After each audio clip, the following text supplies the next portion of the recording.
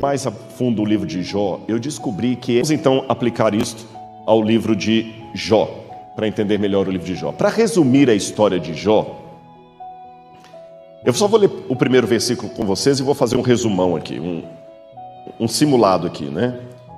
Vamos ver aqui Jó, capítulo 1, versículo 1. Havia um homem na terra de Uz, cujo nome era Jó. Esse homem era íntegro e reto, temia a Deus e se desviava do mal. Essa expressão era íntegro em hebraico, é a palavra tam. Tam em hebraico quer dizer uma pessoa completa. Traduzindo o hebraico em miúdos, Jó era um cara gente boa, competente, bem-sucedido, bom pai, bom amigo, bom vizinho. Se Jó estivesse aqui na igreja, ele estaria sendo homenageado como o melhor ancião da igreja. Se ele estivesse entre os líderes de jovens, ele estaria sendo homenageado como aqueles que destacou. Se ele estivesse na Câmara do Comércio de Salvador, ele seria agraciado ali com a medalha de honra ao mérito. Ele ganharia o título de cidadão honorário de Salvador. Tudo. Jó era bom em tudo. E além de ser bom, sabe aquele bom que até dá raiva? Era o Jó. E além de ser bom em tudo, Jó também se desviava do mal. Aí a Bíblia fala que um belo dia, ele tinha filhos e filhas, ele estava vendo os campos dele, todos aí, os filhos, os animais, cada vez prosperando mais ainda. Jó era um homem feliz. A vida passava por ele e ele tinha tanta preocupação em não perder o contato com Deus, que ele fazia sacrifícios em prol dos filhos quando esses tinham festas, para que não houvesse nenhum pecado ali. Até que um dia a Bíblia fala que houve uma reunião no céu, e os filhos de Deus foram comparecer perante o Senhor. E enquanto os filhos de Deus, que eram anjos, seres de outros mundos não caídos, estavam diante de Deus, veio também Satanás entre eles. E Deus pergunta para Satanás: o que você está fazendo aqui? E Satanás falou assim: vim de rodear a terra e passear por ela. E Deus falou assim: você já viu meu servo Jó? E Satanás fala assim: ele é seu servo porque o Senhor o compra com bênçãos. Tira tudo dele e eu quero ver se ele vai continuar abençoando o Senhor. Deus permitiu. E Satanás começa a punir Jó. A primeira notícia que Jó recebe é que os campos dele haviam pegado fogo, ele perdeu tudo. Depois Jó rasgou as vestes quando ele descobriu que os seus filhos também foram mortos num saque. Para piorar, depois de ter perdido toda a sua riqueza, ter perdido todos os seus bens e os seus filhos terem morrido, ele começou a ter doença de pele. E para piorar tudo isso, a esposa dele ficava sempre no ouvido ali, incomodando: amaldiçoa a Deus e morre, por que você insiste tanto na sua inocência? Depois vieram 3 amigos de Jó e começam a dialogar com ele o livro todo. E vão dialogando. Jó perde a paciência com as falas deles e fala o seguinte: ora, vocês esqueceram que Deus está me punindo? Os amigos: não fale isso, Jó, não fale isso, tema a Deus. E Jó falou o seguinte: eu sou inocente, ele é que está me punindo, eu não sei porquê. Os amigos: Jó, para com isso, tantas pessoas você aconselhou, agora que você está com problemas, você mesmo não aceita conselho? Até que no final, um 4º elemento aparece, mais novo que os demais, e esse é o único que é agraciado por Deus, que Deus aceita eu quero entrar na parte do diálogo com Deus, que Deus aceita a fala dele, Eliú. E finalmente, Deus aparece para Jó, num redemoinho. E quando Deus aparece para Jó num redemoinho, Deus fala assim: Jó, onde é que você estava quando eu fiz isso, quando eu fiz aquilo? E recupera tudo o que Jó tem. Como eu falei, uma história que, olhando grosso modo, ela parece assim trazer muitos problemas. Aliás, o próprio hebraico de Jó já é complicado. Jó tem o hebraico mais difícil de todo o Antigo Testamento. Quando São Jerônimo estava traduzindo a Vulgata Latina no 4º século, Jerônimo falava o seguinte: que o hebraico de Jó era escorregadio como lama. Porque tem frases e palavras que você pode ler de 2 maneiras. Por exemplo, eu sei que meu Redentor vive, no contexto pode ter o sentido de eu quero a redenção enquanto estou vivo. Muda completamente. Eu sei que meu Redentor vive é uma coisa, eu quero a redenção enquanto eu estou vivo, mudou tudo. É como se eu dissesse assim: fui à casa da minha avó que dava os fundos dela para o mar.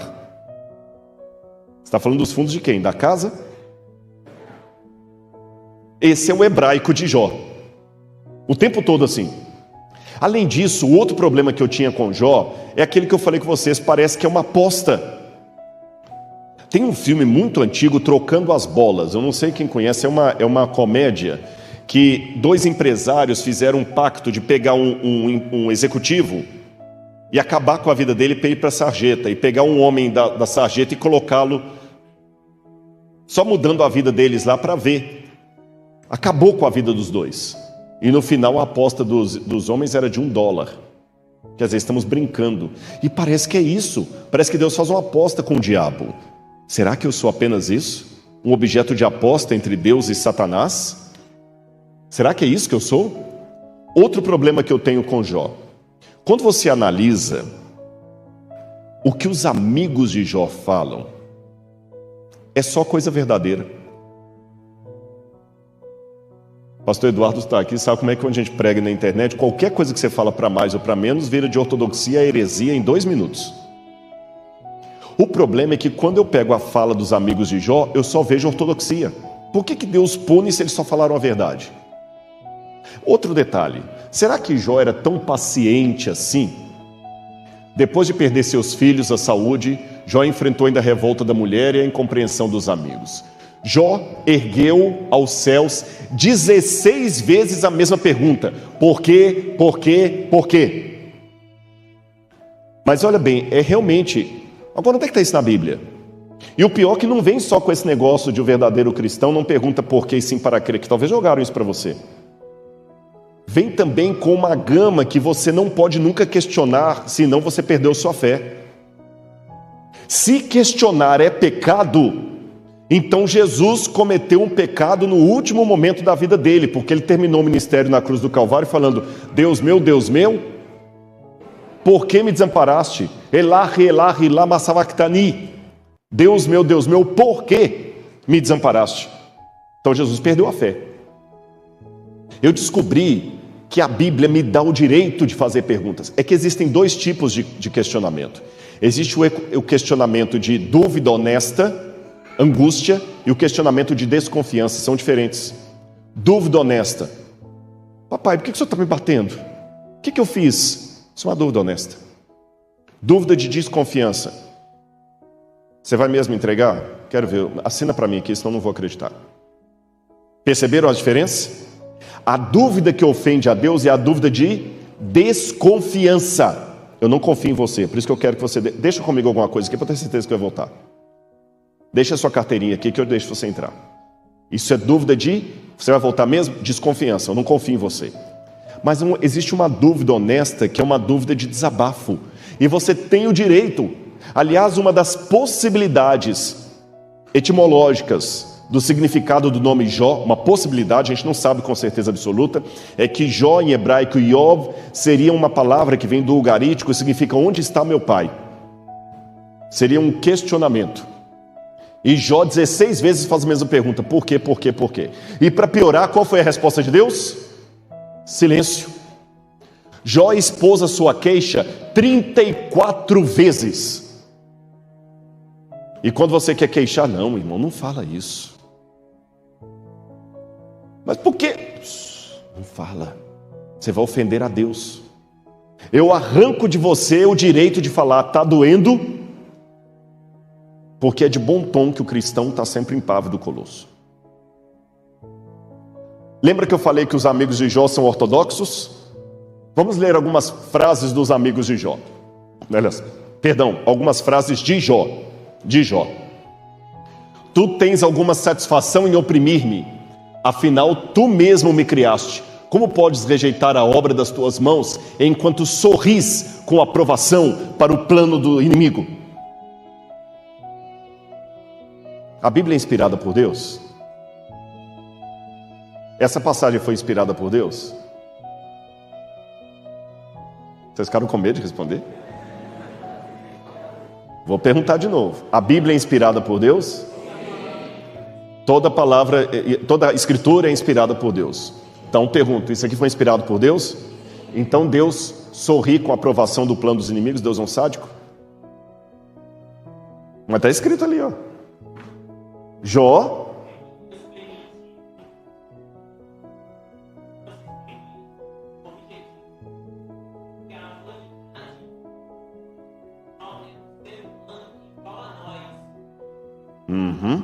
Agora, eu vou repetir o que ele falou fora do microfone, e o pessoal de casa talvez não ouviu. Ele falou o seguinte: Deus permitiu que aquilo fosse revelado para que a humanidade visse que Jó era um ser humano exatamente igual a nós. Foi isso que você falou, não é?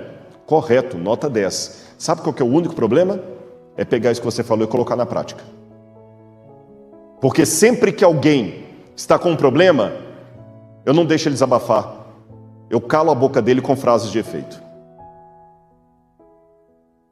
A pessoa acabou de perder um ente querido no acidente, está lá chorando. Calma, não é mais da ressurreição. Às vezes o que a pessoa só quer é chorar. Eu vou mostrar algumas frases dos amigos de Jó e vocês vão entender. O problema, meus irmãos, eu vou falar com vocês. Deus é menos ofendido pela sinceridade de um pecador do que pela hipocrisia de um santo.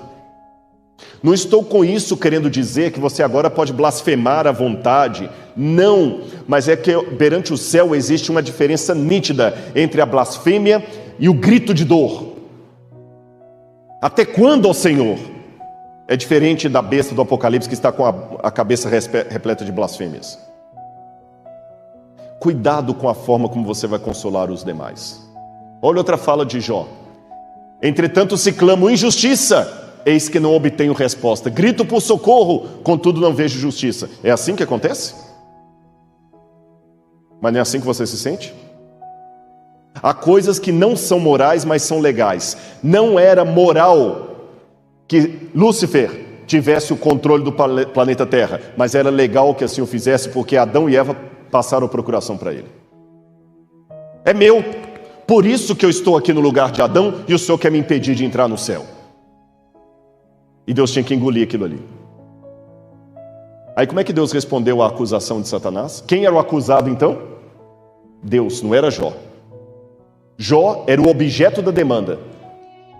Jó era o dinheiro que eu quero receber, o Senhor não me paga. Aí qual foi a resposta de Deus? Você já viu meu servo Jó? Havia muita gente ali vendo a situação. Deus podia mandar o diabo calar a boca, falar, cala a boca, você vai embora. Mas Deus não é aquele. Deus é onisciente, mas Ele lida com criaturas que não são. Então Ele pacientemente dá justificativas e explicações de coisa que em tese Ele não precisaria dar. Você já viu meu servo Jó? Mas o senhor compra Jó. Ele falou, não compro não. Pode ir lá. Jó vai ser o meu argumento. Vamos ver se ele quer ficar com você ou comigo no final. E aí começa toda a derrota de Jó, mostrando que Deus não quer um Jó super-herói. A força que dá legitimidade ao caráter de Deus não é você ficar como um impávido colosso, sem nunca cair, sem nunca tropeçar, sem nunca duvidar, sem nunca questionar. Significa em você falar, está doendo, pai, eu não estou entendendo, mas o Senhor está comigo e eu vou ficar com o Senhor. Irmãos, eu vou contar para vocês, teve muita oração que eu fiz, que na verdade foi só suspiro, choro e ranger de dentes, mas foram as orações talvez mais profundas da minha alma. E cuidado quando você ver uma pessoa sofrendo, sem saber o que está por detrás. Faz isso porque a gente sempre... Sabe aquela história do Kiko e do Chaves? Eu tenho um sanduíche e não te dou. A gente faz isso a vida toda, porque uma das melhores maneiras da gente se sentir bem é colocando holofote na desgraça do outro. Aí esquece da nossa. E tentando me convencer que aquilo não vai acontecer comigo. Aí entra a filosofia dos amigos de Jó. Não faça isso. Agora vamos às respostas de Deus. Me chama a atenção que Deus responde a Jó em 2 momentos. E aqui está o pulo do gato. Aqui está o segredo. Olha como é que Deus aparece para Jó.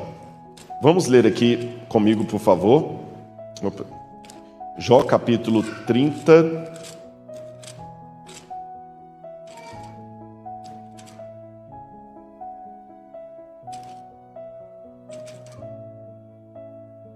Só um segundo aqui.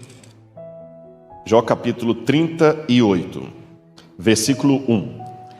Então, do meio de um redemoinho, o Senhor respondeu a Jó dizendo... Gente, é porque a gente está acostumado com o humor brasileiro. Você sabe que o humor varia de canto para canto, de país para país, de época para época. Os Trapalhões da minha época de infância não fariam sucesso nenhum hoje. Tanto é que tentaram fazer uma repaginada, não deu certo. O humor muda. O humor de stand-up americano é diferente de humor do Zorra Total, que é diferente do humor do Charlie Chaplin. O humor bíblico está aqui nessa parte. Rodrigo, quer dizer que a Bíblia é um livro de piada? Não, mas o humor é um tipo de sabedoria que a Bíblia admite. Quando diz que Deus apareceu para Jó do meio de um redemoinho, isso era engraçado. Para a visão de quem vive no deserto, é uma imagem engraçada. Caótica, mas cômica. E Deus começa a mostrar, pois é, Jó, você que está querendo me questionar, olha isso aqui, quem fez? Você sabe onde é que eu estava? Onde é que você estava quando eu fiz aquele ali? Eu não lembro de ter te visto lá. Só pergunta irônica. Que Jó aprendeu a lição que eu tomo para a minha vida. Não discuta com um especialista. De manhã eu falei aqui para os que estavam, ouviram? Se tem uma coisa que o doutorado ensina você, se você for sábio, é quão ignorante você é. Quando o cara faz doutorado e ele se acha demais, ele não fez doutorado. Ele recebeu um diploma.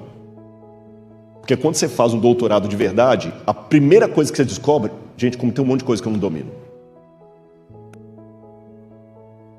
Aí quando Deus volta dessa viagem que mostra a ignorância de Jó, vamos ver aqui. Capítulo 40. O Senhor disse mais a Jó: será que alguém usa de censuras pode discutir com o Todo-Poderoso? Que responda isto aquele que critica a Deus. Então Jó respondeu ao Senhor e disse: sou indigno, que te responderia eu? Ponho a mão sobre a boca uma vez e falei, e não direi mais nada. Aliás, 2 vezes, porém não prosseguirei. Acabou o livro. Não, acabou não. Verso seguinte, verso 6. Então o Senhor, do meio de um redemoinho, respondeu a Jó e disse: cinge os lombos como homem. Esse cinge os lombos é uma expressão idiomática para prepara para uma viagem. Porque quando eles iam viajar, eles pegavam e amarravam aqui um cinto com um monte de apetrecho para levar na viagem. Então cingir os lombos é levantar, é como falar assim, pé na tábua. Gostou do passeio? Viu como é que você é ignorante? Está satisfeito? Estou, sim, senhor. Não tem mais nada para me perguntar? Não, não, senhor. Eu já botei a mão na boca 1 vez, 2 vezes, não falo mais nada. Quem sou eu para discutir com o senhor? Está tudo bem.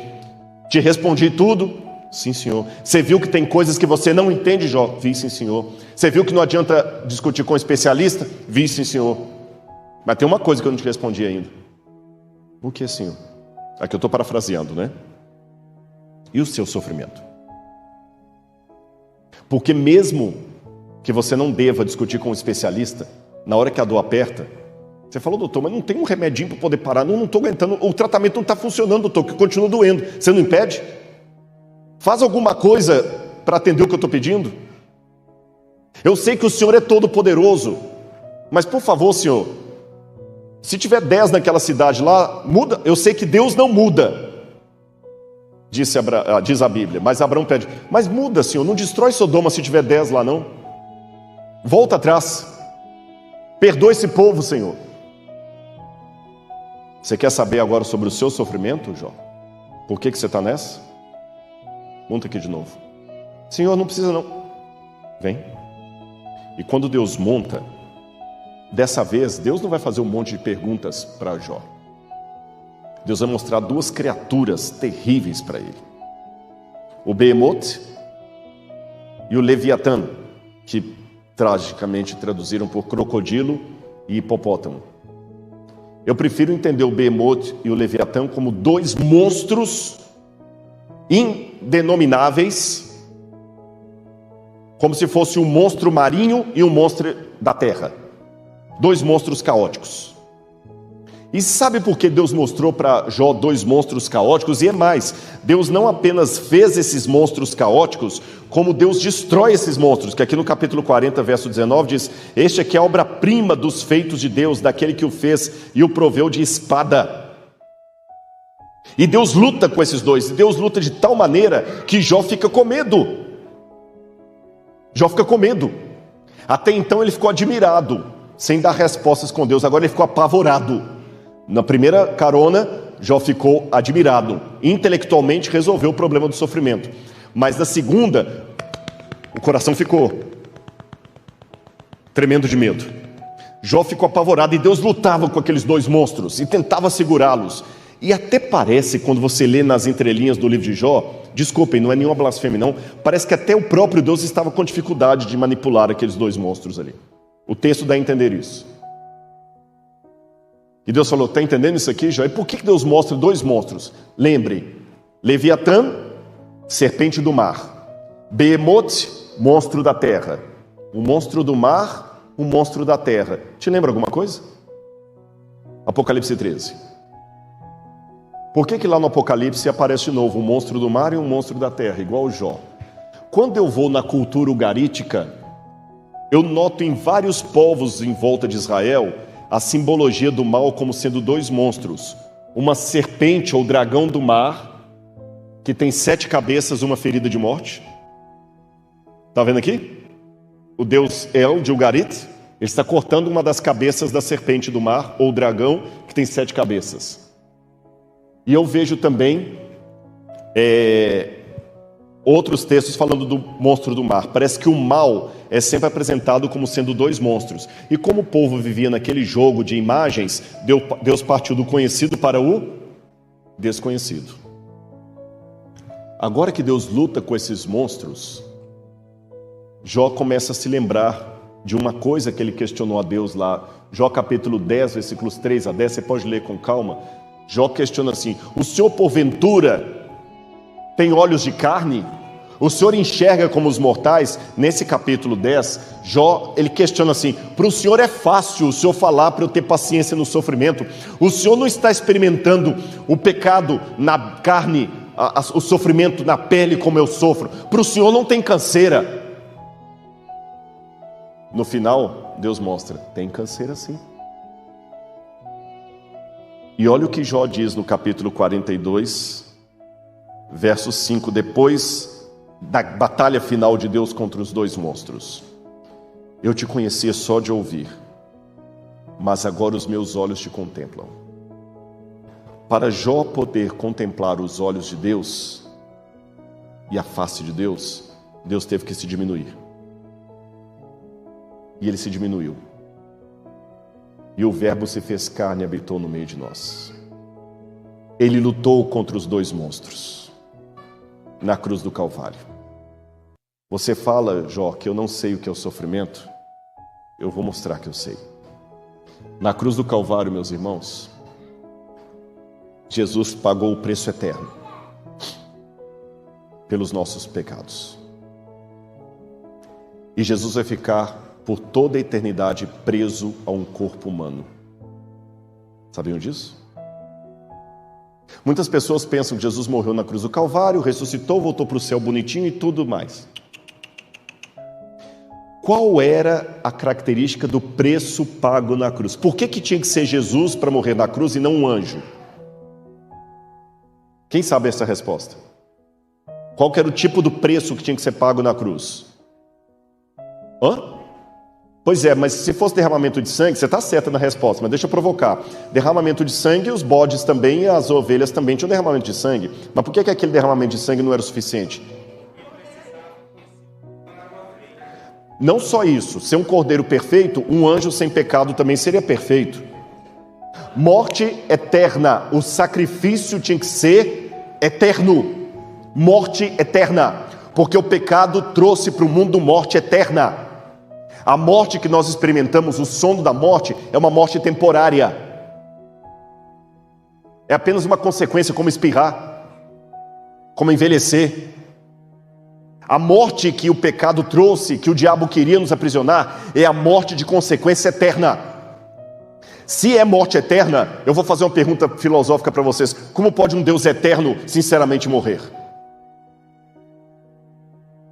Se Deus é Deus e não pode perder a eternidade dele, como é que pode um Deus eterno morrer de verdade? Se ele é eterno, Não é correto, teologicamente falar, dizer que Jesus perdeu os dons dele, porque Jesus não tem como deixar de ser Deus. As marcas vão ficar eternamente. E como é que elas ficam eternamente? Sabe o único jeito? Se ele voluntariamente aceitar. Imagine por um instante que a sua salvação dependa da minha cegueira. Eu tenho que ficar cego para você ser salvo. Eu tenho que ficar cego para você ser salvo. Mas a minha visão é divina. Eu não tenho como perder a minha capacidade de enxergar, mas eu amo tanto você que sabe como eu faço para que eu seja cego e você possa ser salvo? Voluntariamente, eu fecho os meus olhos. Estou enxergando? Não ouvi, estou enxergando? Mas eu perdi minha capacidade de enxergar? Não. Só que a cegueira voluntária é pior do que a cegueira física, porque a física você perdeu os olhos, não tem o que fazer. A voluntária não, você de propósito fecha os olhos para toda a eternidade. Jesus, de propósito, aceitou morrer por toda a eternidade. E como pode um Deus eterno sinceramente morrer? Ele vai ficar por toda a eternidade preso a um corpo humano. Jesus, que vivia na forma de Deus, para viver para sempre num corpo glorificado humano. Para sempre, não que ele perdeu, ele vai ficar para sempre, acabou. É o preço que ele pagou para a gente ir para o céu.